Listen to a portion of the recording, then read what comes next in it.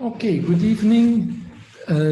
I see that tonight is with John, and John belongs now to the family. John is a membership honoris causa. So I don't need to re-explain what it is. So I'll go straight to my first question to Kai-Ling. What do you think? Because you, like your colleagues, nobody ever saw his segment before the actual screening. So for you, it's also, since the recording which we did, when was it? End of August. So now we are more than 2 months later. So what are your impressions? I was very surprised by the film. This was definitely completely different from how I imagined it to be. It was very was like a kaleidoscope in a sense. And I was expecting there to show more of the actual performance, but it became, I mean, it was beautiful. I loved it, but I didn't expect it to not. So I didn't expect the movie to not sync up with what I remember playing. Yes, I also noticed that immediately, and then because it was systematic. Okay, this is not an error, a glitch or something. Sure. So then it became interesting. Yeah, absolutely. Alienation. You can, teachers is there, Deepish are there. You can ask them questions straight away. I would love to know. I would love to know that what was behind the decision to go this way. And I have to be honest, I didn't actually watch the other performers. Not you, huh? Little marketing pause. You will have the occasion to watch the whole. Yes, I will catch up. I will definitely, yeah. So Deepish or teachers? I'll start. I mean, it sometimes syncs and it sometimes doesn't sync, and you have to pay attention when that is happening. Really? Because yeah. I didn't actually catch any moment when it was syncing at all. It's at least 50-50. Oh, if wow. You watch it again, then it's interspersed between parts where it's syncing and parts where it is not syncing. Okay. And I would say that applies to some extent to all the videos. Definitely, you'll have to go back and see them because it would be silly to explain it all in detail. But if you watch the whole piece as a whole, I think it will start to make some kind of sense.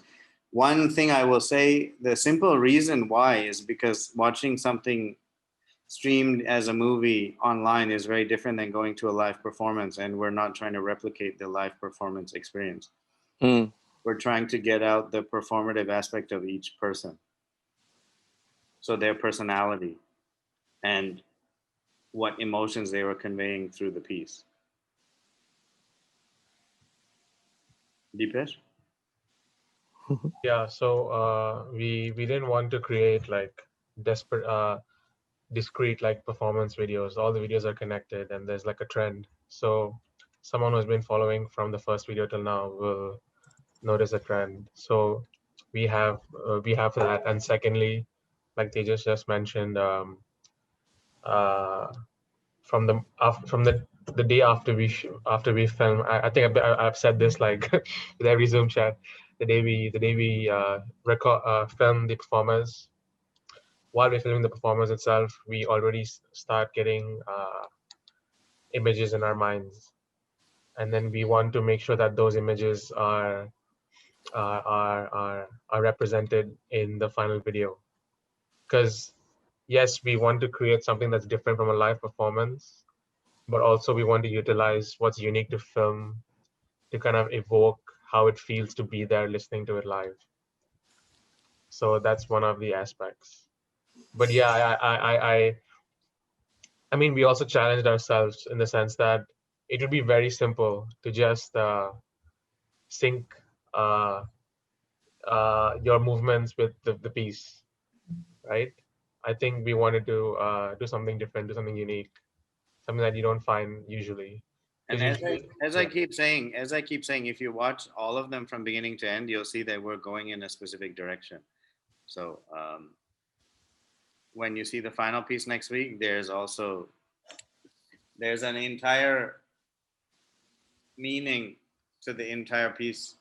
I mean, Robert wrote it. If you read his, what would you call it, a manifesto or creative guidelines or creative description, the piece itself also has a certain direction behind it. And then our videos also have a direction behind it.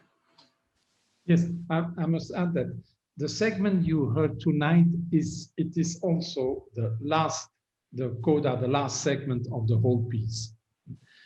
Teachers, preceding segments or interpolations, as I call them, seem to focus on a particular color. And then tonight, I didn't have the feeling that it was focusing on a color, but more on movements of color. Is that? Yeah, that's 100%. Like I said, yeah, I may as, yeah, I'll answer some of the questions without giving too much away, but yes, Deepesh and I were discussing this last night so that we can also like help to explain the overall meaning of the piece in the final discussion. But if you watch some of the earlier pieces, there's a clear reference to something. And towards these later pieces, there's less and less of a reference to any specific thing. So you're right. In this one, it's more about the movements and a diversity of colors and shapes. Because it's like, just as an example, the first one is drums and water. The second one is flute and leaves. If we just do everything in that direction, I don't think that's super interesting. So, and then it started to become colors, and now it's not even one specific color. That I will say, if you follow the progression, you'll see that happening. I found the colors, scintillating of colors, mesmerizing. And with Kailin and the violin, that was touching. That was simply beautiful. Deepesh, you might want to talk about that because Yeah. we were discussing it yesterday. Yeah. So it's almost like I said before, we want the images to what would you say, be a catalyst for what you're hearing. So we wanted to, for example, again back to what you said about how it didn't match, right? If you actually listen to the final piece, actually you don't hear the violin that much. There's a lot more happening. It's a very, very vibrant and like it's the climax of the piece, right? So we wanted to match that visually. That's why we have the movement of the colors, and it's so crazy for the lack of a better word. So we do have like when we make the films, we have like guidelines. So one of the guidelines is there should be this direction from film 1 to film 9. Then we also have one guideline, which is the videos must accentuate what is being heard. And the final guideline is we must like respect the performer, because one video is for these performers. So we have all that, and then we create this. So those are our guidelines, but we don't want people to like expect what's coming. So we don't want to answer too much. we like to keep it a surprise. It's like in the very first one, which was only moving images and not yet any musician. The last melodic climax had this stunning view, how to explain that, of Marina Bay Sands that slowly coalesces and slowly emerges. So, of course, I remember that. And then I was wondering, what are they going to do with the same music Kai Ling's segment, and it's somewhere connected, and it's not the same, and that's perfect. I'm happy about that. Verena, hello, Verena. I like you because you are not a musician, but I also like musicians.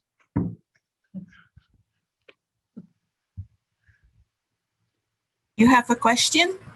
No, if you want to share something.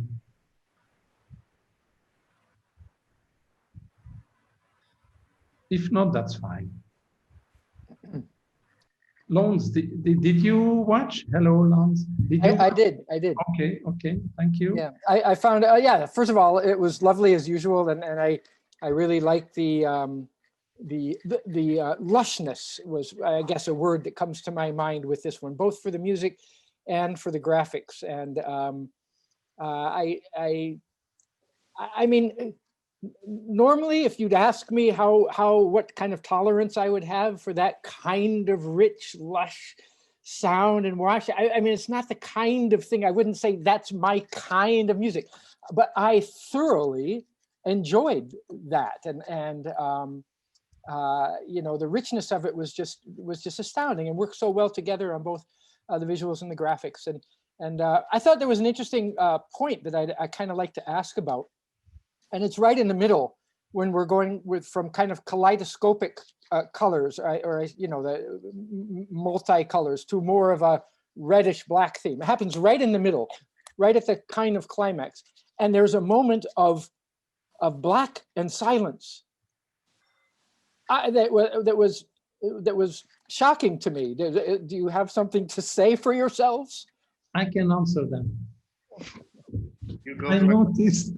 noticed our filmmakers, a logic in there, like I have a logic with, I use color-atomic markers, that means the bells there, and that shows structural markers. And I felt that Teachers and Deepish have used sort of to rest our eyes, as if close one chapter, open another chapter is like a full stop, and you turn the page, and visually then it's very fast by blackout, and then that's Yeah. what I have perceived. But please, You know what it was? It was almost a Jim Jarmusch moment. I don't know that expression. Say that again. Well, he's a filmmaker that did. Oh boy! Now, of course, the names of Dead Man is one of the examples that's very musically based. He did Dead Man. A lot of others, Yeah, one of his early ones where he established that moment of silence between scenes that was so striking. The first one with Benigni and Tom Waits.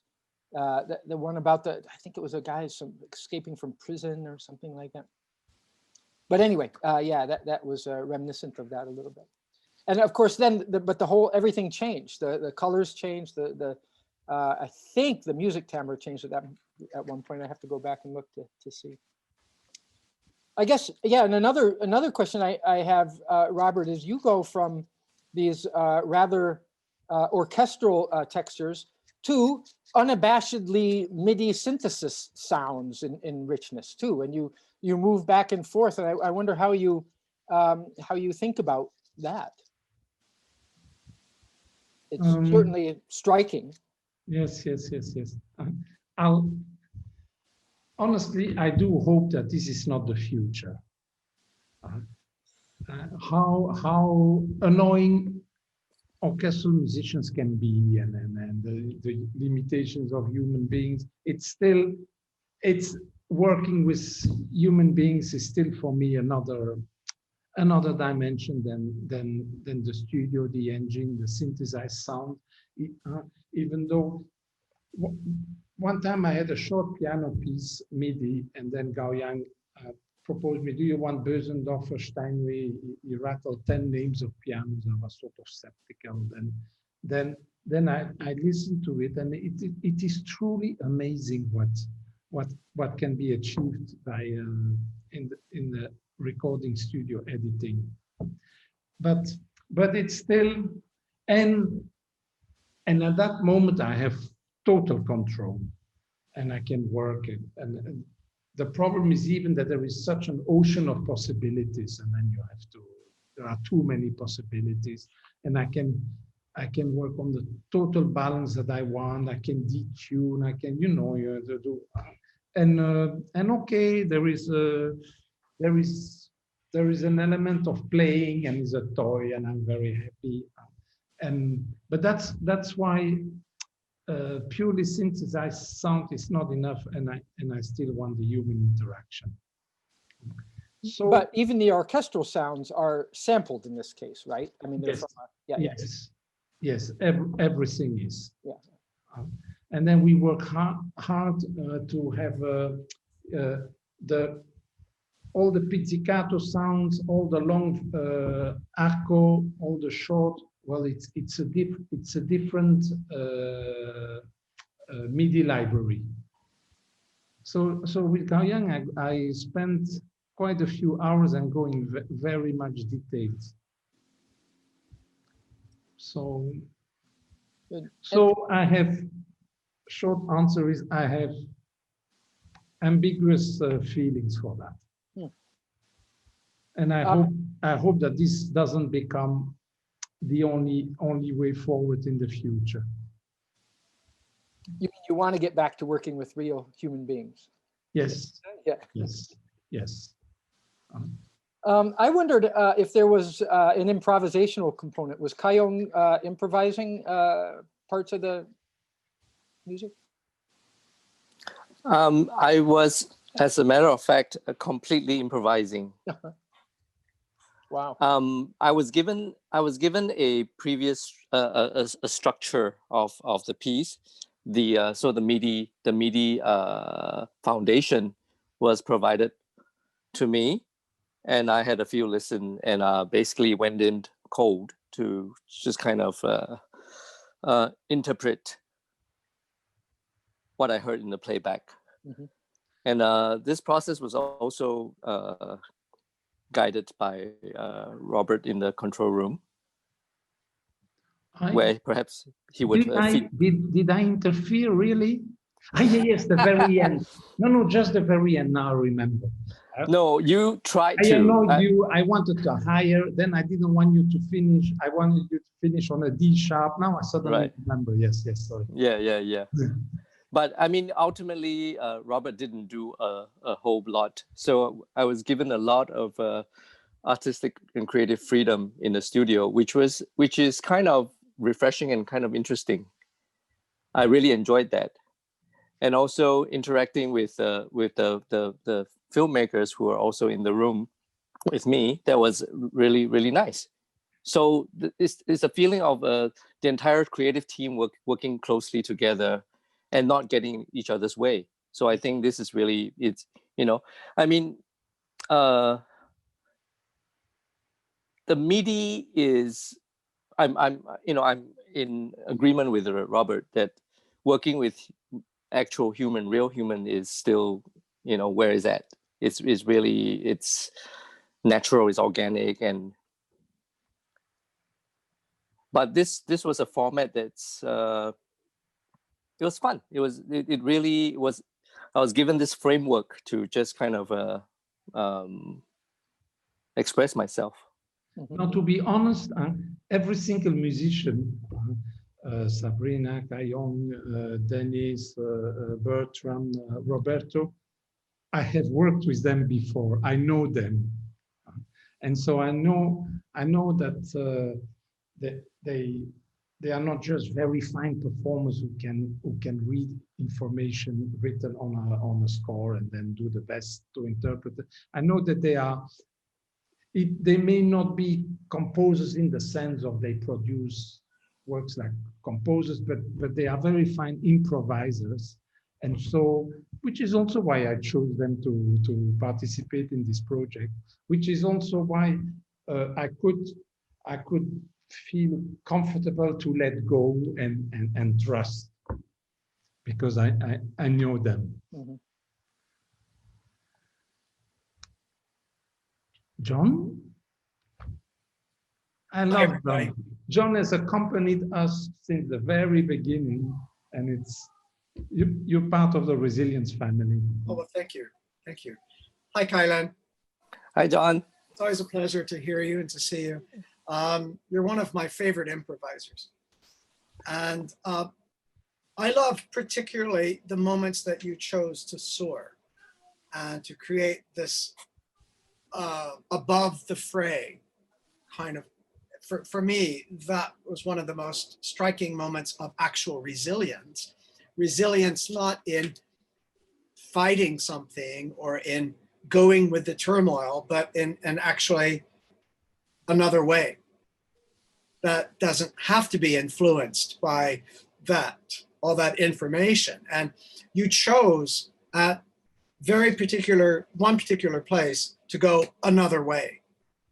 And I thought that was very empowering to do, very creative choice. And, but overall, Robert, the experience of this has been very interesting to me. And there's really one word or one thing that comes to my mind, and that's gestalt, the gestalt of the entirety of it. So I have now swimming in my mind text, wonderful text from Verena, the wonderful theater and characterization from Sabrina, and movement and dance, and also from all this movement and text and the independence. What I appreciated in the film was it was its own voice. It was not subservient to the image. It was not subservient to anything but itself. And I think that empowered it. And of course, the music itself and the fact that these are individual musicians coming in and improvising on top. So it's almost like modular art on steroids. And you have this gestalt, which essentially says that the result of the whole is different and not the same as the sum total of the constituent parts, right? So that's what I'm interested in. I can't say I know what the gestalt is, but it's something and it's quite interesting. And I think in the process of all the segments that I've seen, there is an emergence. I see particularly in the film, and I think that's because somehow the filmmakers were on top of the mountain and could look into the valley at all times and were aware of something, the guiding hand in that sense. And what I sensed in that, it was very interesting to hear about the shift and the developments in the film as a film directive. And this particular segment of the abstraction of colors and energy and movement without imagery necessarily, or a representation, I thought was, in a way, it was Kai Lin's equivalent of soaring and leaving the fray, leaving the ruckus in that sense. And it's interesting that Kai Lin you would not have known that, Kai Lin, not having seen the previous ones. But I felt that what you accomplished, somehow the film was able to do as well. And I could see that transformation happening. So for me, the looming question is, what is the gestalt of this? What are the constituent parts? And when you put them together, it's something else. So what is that something else? That's the question. Thank you. So you'll have to watch the final one to see, but a lot of the points that you made are leading in the direction of the same kind of points that we're trying to make, because let's not forget that it's called resilience, and let's not forget the way the music changes from the first piece, then the piece that has the extra MIDI transformations, and then all the improvisation on top. And then the idea that we're in a very chaotic situation, or we were, and now it feels like we are rising above that towards something else. So that's what I'll say without being too literal. How about you, Deepesh? Oh, I have to stay on my toes to not spoil anything. So when we first heard Robert's track, video 1, right? So we knew that that is the track without any of the improvisation. It's the baseline, it's the structures. So then we realized that everything else that adds on to it is the improvisation. So before we even started editing or anything, we wanted to, for us as filmmakers, even though we create abstract, this has been we've gone from like even though we've created stuff that doesn't like have a story per se, we have a story for ourselves. We have a story, and we hope that people see the story once the last video comes out. Because as filmmakers, for us, number one is story. If we don't have a story, we don't know what we're doing. So in that sense, you're asking what was it, the gestalt. For us, that's the story, and we hope that people, when they maybe once we finish once we release the final video next week, maybe someone who's like, what does this mean? And then they go back to the first video. Hopefully they'll see the two sides of like the whole spectrum, and like how, and then they'll understand what it actually means. So yeah. But it's not a spoiler because you already mentioned some of the things. So since you noticed them already, but I will say the idea of pure color and pure abstraction, and this is the final, it's both the final piece in terms of music and the final piece in terms of video. So it's leading in a certain direction.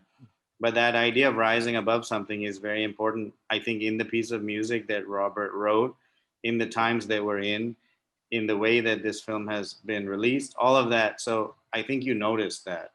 Also in the way that the violin was played, the way the improvisation happened, it lent itself to that, thankfully. Imagine how complicated it would have been if it hadn't, but somehow there's some kind of synchronicity in all of that. So. Yeah, I think one thing I want to finally add is, I think it's because of, especially the times that we're in right now, especially because of the coronavirus. Tejas and I, we like sat down and we actually thought what resilience like is like to everyone, right? And then we wanted to create the story and like the whole thing, like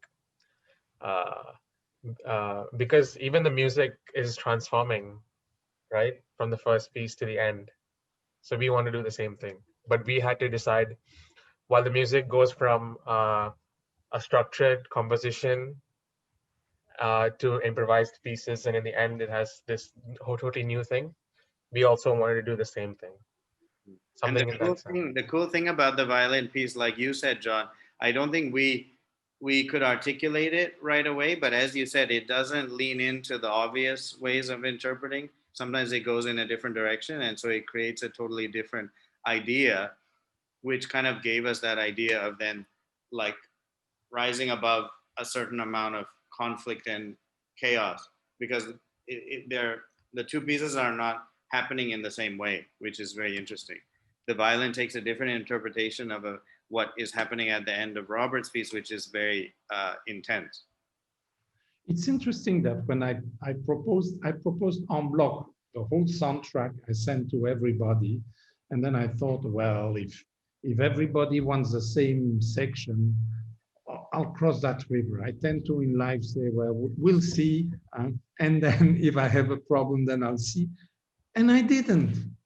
And some sections overlap, which is fine.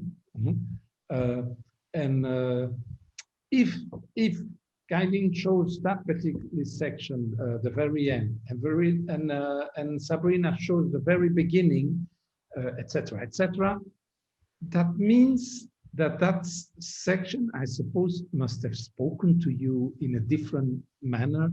Kai-Ling, you could have chosen another, or I didn't ask you to choose the end. So that last part must have spoken to you in another manner then.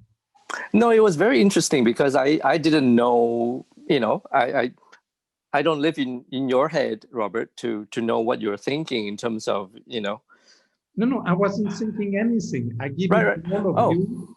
I give it to all of you, and then I was thinking, well, if I have a problem because they all chose the same part and nobody wants, then I'll see. But I didn't. I So didn't just have to that clarify, problem. I actually forgot to ask this. I've been meaning to ask it in the chat.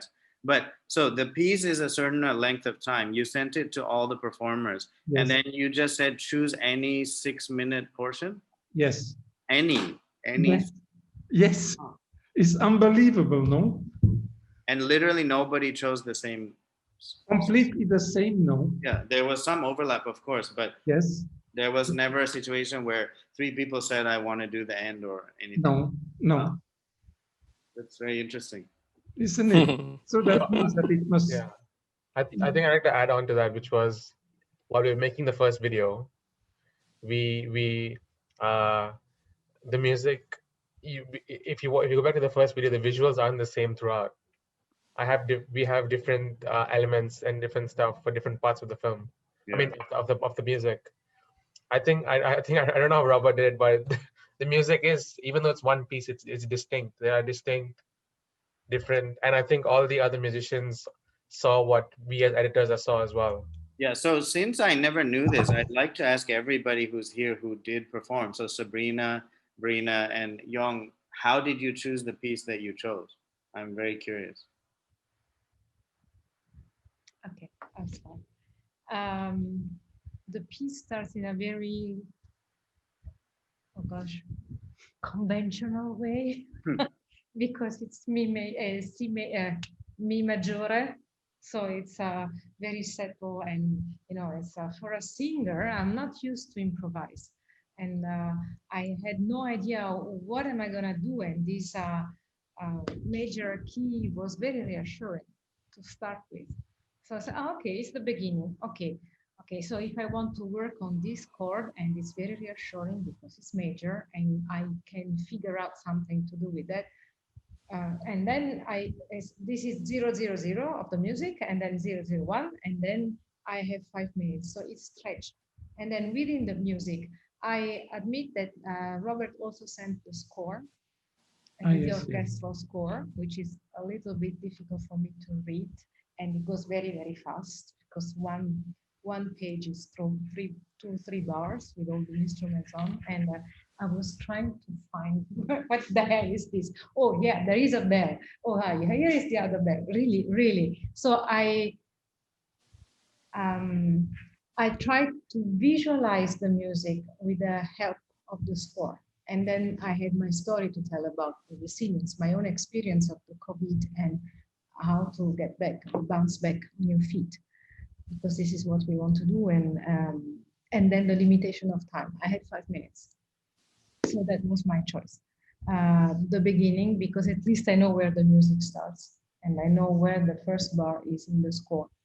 And it was very a way of reassuring myself before jumping into, I didn't know exactly what I was about to do. So it was a life jacket, so to say, something where to, I could grasp and grab and stay safe. And yourself, Kailin? I don't recall. I don't really remember how that happened, but I don't remember making a concerted and conscious effort in picking. It might have been influenced by Robert. No. Is it?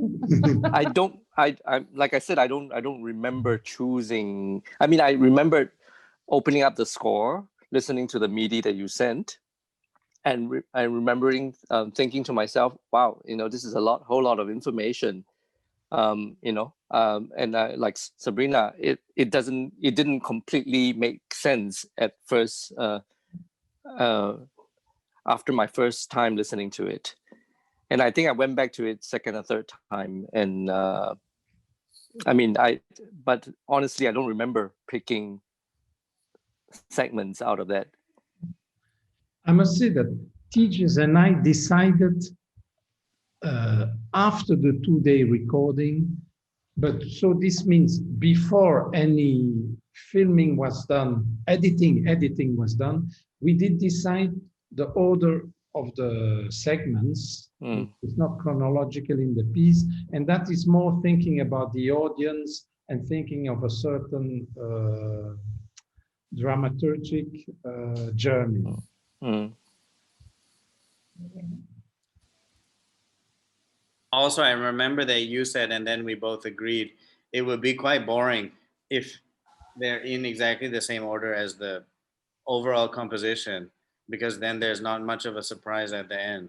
Oh, Like yes. if everything is too chronological. So of course there was some dramatic elements and thinking about the performer type and different things alternating with other things, but also the idea that you don't want the audience to get a full sense of the entire piece until the very end, because the only times in the piece that you hear Robert's composition all the way through are without the improvisation. So only in the final one on next Thursday will you really hear everything all together in the order. So Now, I have a question to all of you. I wonder if the project stretched out too long over 2 months, and I should have shown 2 episodes per Thursday. If people go online to listen to 6, 7 minutes, they can stay and do 12, 13, 14 minutes. Is it? But then on the other hand, I like John's response that the space, you spoke about space in between. So do you think 2 months is okay, but it's too long and it would have been better? well, the one thing I will say, Robert, is you're forgetting that we actually had to edit and make these videos. Yeah. We wouldn't have been able to do it. Yes. It's much harder than it looks to edit that much footage into a film. Yes. So, yeah. Okay, settled. Lorena, I have the same question because I hear Kai has gone somehow in the same similar way as I have done to select a section. How did you? Because you have voice, which is a totally different way to respond to music. How did you choose your own section? Being a non-musician, so I really have very, very little musical vocab to understand things by. And so I just had to listen as a whole, and I couldn't choose any bit. All I could do really was just listen 3 times and okay, and whatever stream of consciousness, images, words came to mind, and I just noted them down. And from there, that's one of those words were one of my source materials to create the text that I did. So I guess I cannot say that, this 5 bits of minutes, was particularly inspiring or whatever. So I have to say that I took the whole thing and just responded to the whole thing. Yeah. And knowing the kind of project that this was, where ultimately it was Tejas and Deepash's role to pull everything together. So I knew that whatever text I wrote, one, it was subsidiary to the music. The second was, it could be interpreted in, or, contrasted with whatever was heard and seen. It's just another layer. So if, I said, yeah, please, by all means, pick and choose whatever text that you feel that ultimately works for you. Yeah. And that, helps to hang things together. So I was not really precious at all about my text. This is not a project to be precious about text because, yeah. No, I remember. That's why with Tejas, we thought about combining the performance texts, as you call them, and the dance in the same segment. But I disagree with you when you say that the text is subsidiary. You just watch again the segment in which your text has such a gravitas and it's there. Subsidiary in the sense that it's the music first that is the the spine of what everything is moving around, you see. So that's what I say is subsidiary. So how my text will be interpreted will always have to be linked to that spine. So it really ultimately was up to Tejas and Dipesh to kind of, well, compare, contrast, put the bits together, and really, if they could, add other layers to it through the text. That's all. I think they have been very respectful of your text, because I have watched your segment and took the printed pages of your text and was following, and yeah, it's very respectful. The order of the poems is different, and there is only one poem where they started with the last rose, and then otherwise it's they have, I think, been very respectful. Maybe much more than what you would have anticipated, because you were totally open, and you have said it several times, totally open to please telling us, do what you want with my text. Well, I mean, if there is one question just now you were trying to get me to ask, so my question would be as follows. All right, so this is an experimentation for this particular time in which we live in, for COVID, etc. So, and it has allowed all of us to experiment within our own art forms, and yet at the same time in collaboration with each other. So how do you think this process will affect or influence the work that comes after? Will you continue to work in such a fashion or in a different fashion? And if, once we are able to kind of work in an active community and perform in front of a live audience, etc., how will all this experience of creating resilience, move? I understand that you use the word experimentation, but for me, there is zero experimentation. I never use players or the audience to try something out that I have done before, and then it works or it doesn't work. And if it doesn't work, well, it doesn't even reach the first rehearsal. I have eliminated it before. Now, I happen to have done exactly this model before the COVID, but I could show it in a hall with people sitting there. So to me, there is nothing radically new.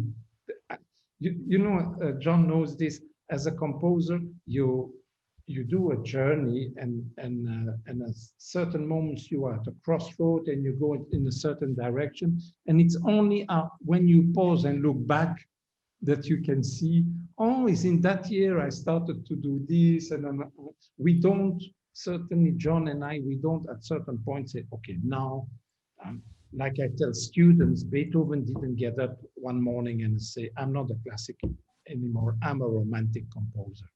So it changes gradually, it moves gradually. So that part of the answer, I'm sure.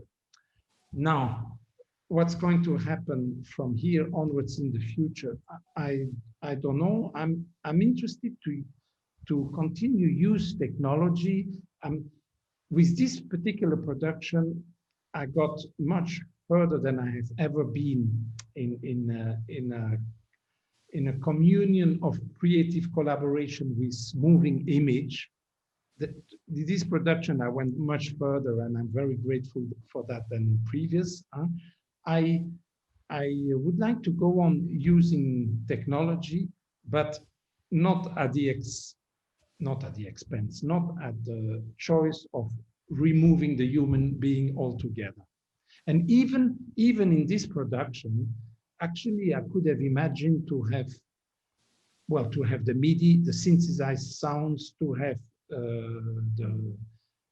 the film, and not to have any live performance. Actually, I could have done that, but something. It wasn't even a debate. All these musicians that I have worked, I respect these people as musicians, as human beings. We have worked before, and it was okay, COVID, so have to go one at a time in the studio. So I had some constraints, yes, but that was clear. There wasn't at any moment, there has not been a debate in me, shall I do it with some human beings or without? So in the future, I think I will go on for certain pieces, not for everyone, using, let's call it using technology. But I'd like the human being to be there, because I'm a social animal and I can't get away from that.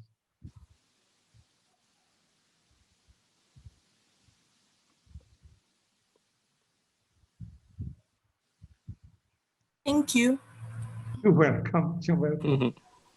John, Sabrina, I mean, I don't like to speak for you, but you should say, it would be nice to hear you say it on the camera, but you've also fully embraced digital through being in this and another project. So yeah, I'd like to hear you say more about that. I said it last night for those who were not informed.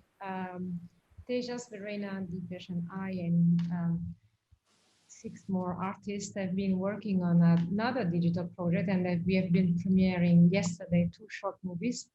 And so we had a chat like this last night with other people, and there are short movies, there are a lot of layers, and somebody asked me the same question. How do you feel as a producer, and how do you feel as an artist? Would you continue this way? Would you go back to your previous way? And for me personally, now Robert, I just hear him saying, for me, nothing new. We've done it already as composer. For me, that was totally new, so I'm sorry, a bit new, and I don't think I can just straight go back to the formal way of expressing myself and being on stage. Of course, I'm not given the opportunity to be creative. Sometimes you have a libretto and you have a score, and you have a music director, and then you have a stage director. And this frames you a lot.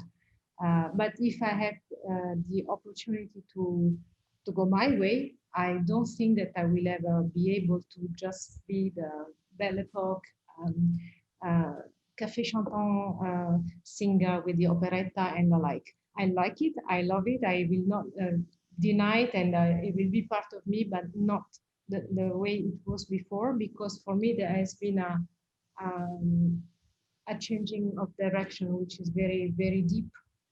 And it's also because this new direction is coupled, or it has been triggered by the situation that we are living. So it's something that is artistic and at the same time deeply personal. How can you separate these two? Yes, I wish I can continue to experiment more. Maybe in 10 or 20 years time, as you have, I've done it already, and it's not new for me.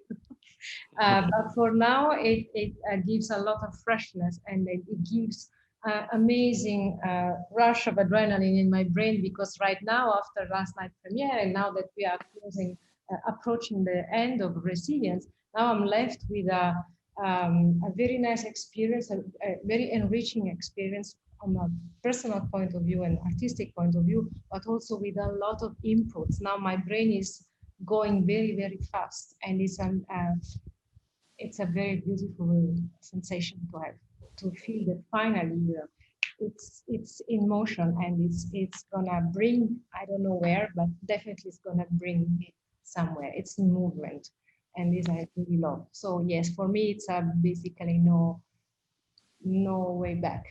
Yeah. You know, I think it's really interesting that you say that, and I see a parallel in teaching, for example, right? We've all had to shift rather suddenly, and we're forced into this new environment. The technology has actually stepped up very quickly. And furthermore, those of us who use it have learned to find the things that are work best in this environment.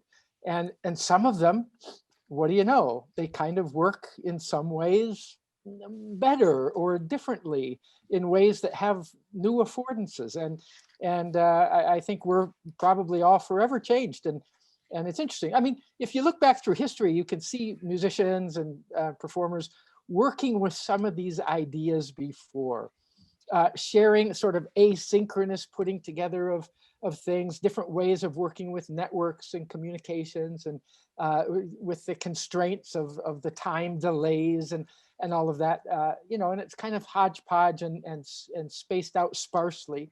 But now, with this COVID, of course, we're just all forced to work there, and creative people have stepped up and made something new of it. So I think that's really interesting the way you express it, Sabrina, that there's. Thank you.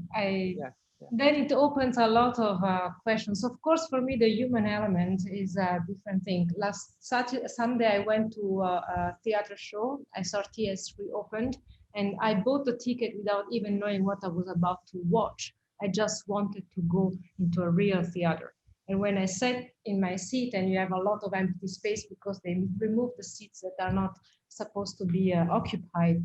And I saw close to me a couple of ladies that, I don't know, we looked at each other and we were almost going to stand up and hug each other because, hey, survivors, we are here, we are back into a theater. By the way, the play was very, very beautiful, and we all cried at the end out of the touching beauty of this play, not because it was a too tragic thing. So the human element, as like Robert was saying before, for me stays essential and vital and at the center. But there has been so much human in this digital project. Robert was saying that he gave us a brief and then he didn't interfere with any of us at all, which is true. In me, in the production I just completed last night, I'm usually a control freak. This time I saw the movies that I produced 24 hours before putting them on a platform. And I totally trust those two guys. I totally trust the director. We were going filming and we had no idea, what are we gonna film? No idea. Just do it. And is this 10 people together? It's not humanly very, very rich, although we then manifested it. We give it a shape that is digital. But what happened with us, even if we never managed to meet as a full cast, because it's not allowed, we never managed to do anything more than 3 or 4 people at a time. There has been such of a strong human element that has really created a huge bond. And it felt like we were all together going. So now you hear everybody has chosen a sequence and nobody has been given a sequence, or nobody has been overlapping over the choice of somebody else. And isn't this amazing? And isn't this not a proof somehow that there is something bigger than us that is shaping us and containing us? I'm not speaking about religious above. I'm not talking about religious things. I'm just talking about what makes us human and what makes us artists, which is a step deeper for me. Yeah, I stopped. Okay, shall we all try to get more people for the last one next Thursday, the grand finale, and to watch and to participate? I honestly, at first I did these chats because I have to do them for NEC, but actually they were very interesting, every single one of them, and I thank all the participants to every web chat, not only tonight but the preceding ones. Thank you. Good night. Try to spread the word around to not only watch next Thursday, the last one, but also to join us with the web chat. Okay. Thank you, Lawrence. Thank you. Thank you, John. Thank you so much. Stay Thank you, healthy. Robert. Bye-bye. See you in a week. Bye-bye. Bye.